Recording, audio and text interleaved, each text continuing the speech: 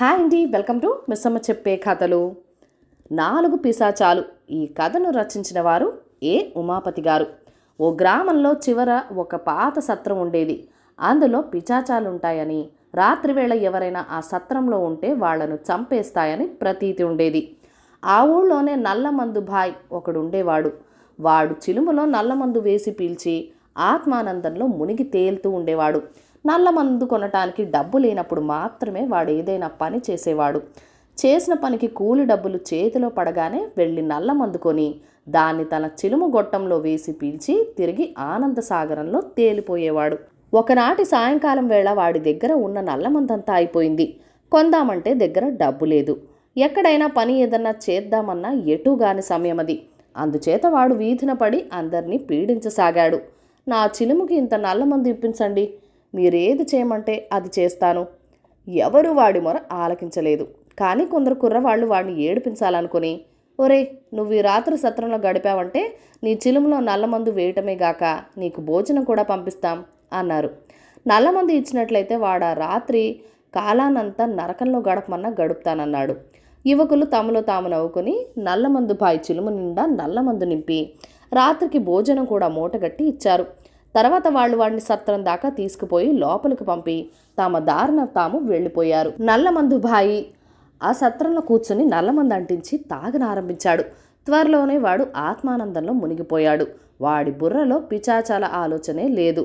సరిగ్గా అర్ధరాత్రి వేళ 4 పిశాచాలు నిశ్శబ్దంగా సత్రంలోకి ప్రవేశించాయి. తన్మయత్వంలో ఉన్న నల్లమందు బాయి కళ్ళు మూసుకొని ఉండటం చేత వాటిని గమనించను కూడా లేదు. ఎవడో ఈ రాత్రి వేళ సత్రంలో ఉండటమే పిశాచాలకు ఆశ్చర్యమైంది. వాడు తమని చూసి బెదిరి పారిపోకపోవటంతో వాడికి మరీ ఆశ్చర్యం రెట్టింపైంది. అవి ఇంకా దగ్గరికి వచ్చి వాడి ముఖంలో ముఖం పెట్టాయి. అప్పటికీ వాడు కళ్ళు తెరవలేదు. అంతకన్నా కూడా అద్భుతం ఒకటి పిశాచాల కంటపడింది. ఆ మనిషి ఎటువంటి మనిషో గాని వాడు నిప్పు మింగుతున్నాడు. ఇది చూసి పిశాచాలు కొద్దిగా బెదిరి వాడికి ఎడంగా జరిగాయి. అంతలో నల్లమందు బాయికి ఆకలి పుట్టుకొచ్చింది. వాడు కళ్ళు మూసుకుని తన పక్కన ఉన్న మూట తీసుకుని తడిమి చూశాడు. వాడి చేతికి ముందుగా కాజాలు తగిలాయి. ఒరే బక్కవాడా, నిన్ను ముందు తింటారా అన్నాడు నల్లమందు బాయ్. తర్వాత వాడి చెట్టుకి లడ్డూ తగిలింది. ఓరి గుండుగాడా, నువ్వు ఉన్నావా, నిన్ను తర్వాత తింటాను అన్నాడు వాడు. ఆ తర్వాత వాడికి కోడిగుడ్డు తగిలింది. నువ్వు కూడా అన్నావా పట్టతలవాడా, నిన్నొక్క గుక్కున మింగేస్తా అన్నాడు వాడు. చిట్ట చివరకు వాడి చేతికి సేమియా లాంటిది తగిలింది. ఓరే పీచు, నీ పని చివరికి చెప్తారా, నిన్ను నమిలి తింటా అన్నాడు నల్లమందు బాయ్. దురదృష్టవశాత్తు నల్లమందు బాయ్ నోటి వచ్చిన బక్కవాడు, గుండువాడు, బట్టతల, పీచుగాడు అన్న మాటలు ఆ పిశాచాల పేర్లు. మిగిలిన పిశాచాలు వాటిని ఆ పేర్లతోనే పిలిచేవి. నల్లమందు బాయ్ పైకన్న మాటలు విని పిశాచాలు హడలిపోయాయి. వీడు మామూలు మనిషి కాడు. మామూలు మనిషి అయితే ఈ సత్రంలో రాత్రి వేళ చేరటానికి ఎన్ని గుండెలుండాలి. అదిగాక వీడు నిప్పు మింగేస్తున్నాడు. అంతేగాక వాడు మనందరి పేర్లు తెలుసుకున్నాడు. వీడు మనని తినటానికే వచ్చాడు. వీడిని మంచి చేసుకోవడం తప్ప మరో మార్గం లేదు అని పిశాచాలు నిశ్చయించుకున్నాయి. ఎక్కడ బంగారం పాతిపెట్టి ఉన్నది వాటికి తెలుసు. అందుచేత అవి వెళ్ళి ఆ బంగారాన్ని తవ్వి తెచ్చి నల్లమందు బాయి ముందు పోసి, అయ్యా బాబు, ఇది తీసుకో, మా జోలికి మాత్రం రాకు అన్నాయి. నల్లమందు బాయి మత్తుగా కళ్ళు సగం తెరిచి ఎవరో బంగారంతో తన ఆహారాన్ని కొనటానికి ప్రయత్నిస్తున్నారనుకొని, అదేం కుదరదు, నాకు చచ్చి ఆకలిగా ఉంది, 6 నూరైనా నా తిండి నేను తినే తీరాలి అన్నాడు. పిశాచాలకు పై ప్రాణాలు పైనే పోయాయి. అవి ఆ బంగారాన్ని అక్కడే వదిలేసి వాయువేగంతో పారిపోయాయి. అవి అలా ఎంత దూరం పారిపోయాయో ఎక్కడ ఆగాయో మనకి తెలీదు. అటు తర్వాత ఆ సత్రంలో పిశాచాలు ఉన్నాయంటూ ఎవ్వరూ చెప్పుకోలేదు. నల్లమందు బాయ్ మటుకు శరీర శ్రమ లేకుండా, చెయ్యి చాచి ఒకరిని అడగకుండా బతుకున్నంత కాలము నల్లమందు సేవిస్తూ ఆత్మానందంలో ఓలలాడాడు. ఏమీ లేదు. ఈ కథను రచించిన వారు కాపుగొంటి లక్ష్మీ పర్వతవర్ధని గారు. ఓ గ్రామంలో రాజయ్య అనే నిరుపేద ఉండేవాడు. అతను రోజు అడవికి పోయి కట్టెలు, పనికి వచ్చే ఇతర వస్తువులు తెచ్చుకొని వాటితో జీవయాత్ర గడుపుతూ ఉండేవాడు. ఒకనాడు రాజయ్య అదృష్టం బాగుండి అడవిలో బోల్డన్ని వస్తువులు దొరికాయి. ఆ రోజు మోపు కాస్త పెద్దదైంది.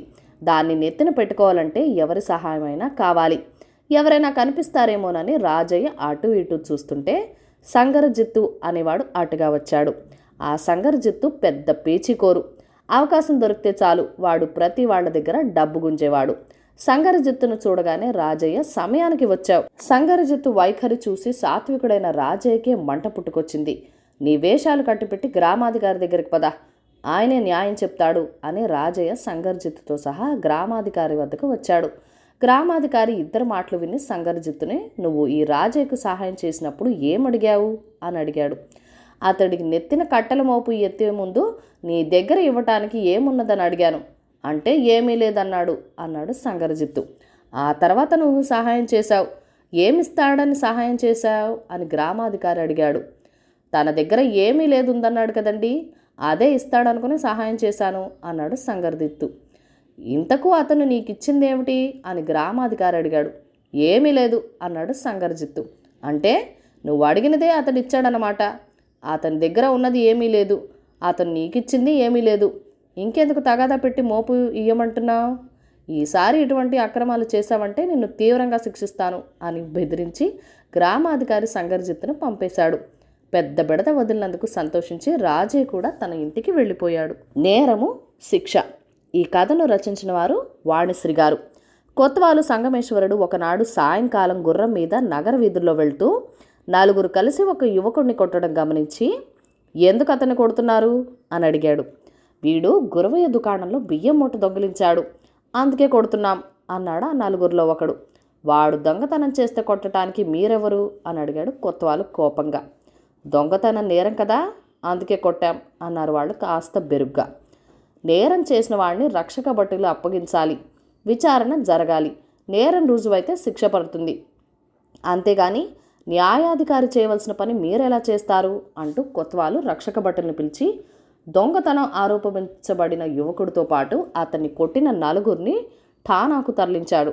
మర్నాడు వాళ్ళందరినీ న్యాయాధికారి ముందు హాజరుపరిచాడు కొత్వాలు. నీ పేరేమిటి అని ఆ యువకుడిని ప్రశ్నించాడు న్యాయాధికారి. వీరయ్య అన్నాడా యువకుడు.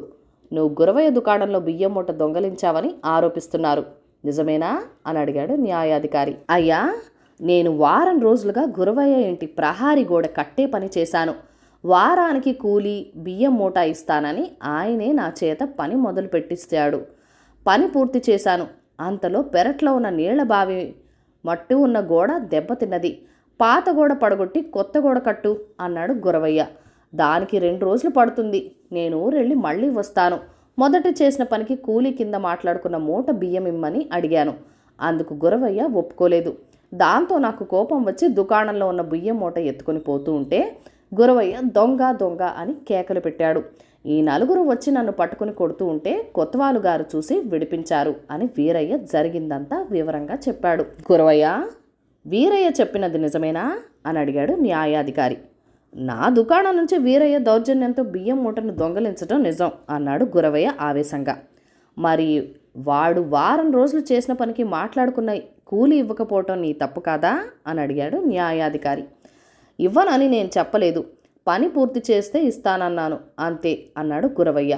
మొదట మాట్లాడుకున్న పని చేశాక కూడా ఇస్తానన్న బియ్యం మూట ఇవ్వకుండా అదనపు పని పురమాయించడం నీది నేరమే.